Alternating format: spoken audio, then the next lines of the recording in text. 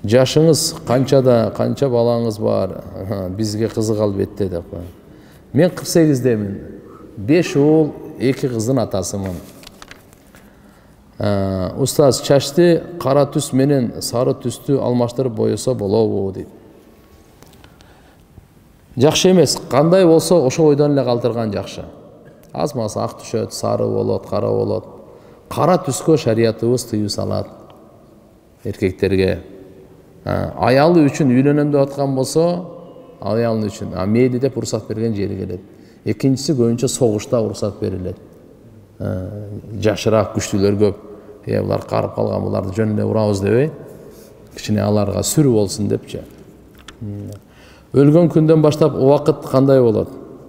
Ахиреттеги адамдардын абал жөнүндө айтып коесузбу?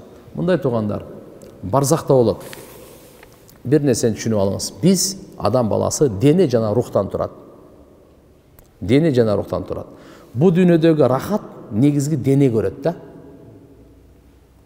Аслан. Азапты дагы дене тартат.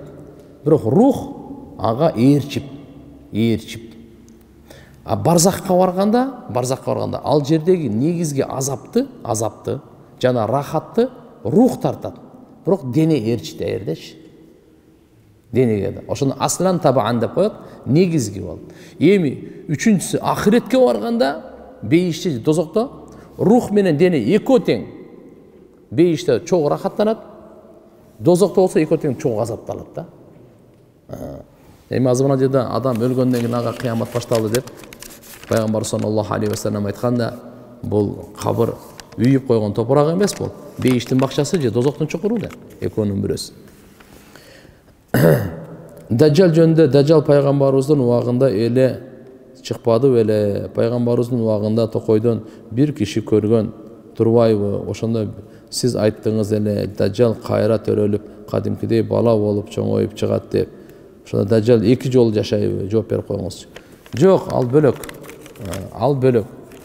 Даджал болсо мына кийин кыяматка жакын төрөлөт, кыяматка жакын чыгат.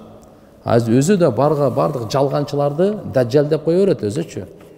Бирок мына Иса пайгамбар каршы чыгып өлтүрө турган Даджал, анын пешенесинде кафир деп жазылган, бир көзү чыгып турат, бир көзү жок, чыгып турган көзү жүзүнгө окшоп турат.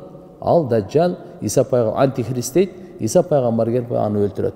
Кудайлыкка даава кылган, ал бөлөк ал. Пайгамбар саллаллаху алейхи ва салламдын доорунда келген, ал ар нерсени аралаштырып сүйлөгөн, ал бөлөк ал.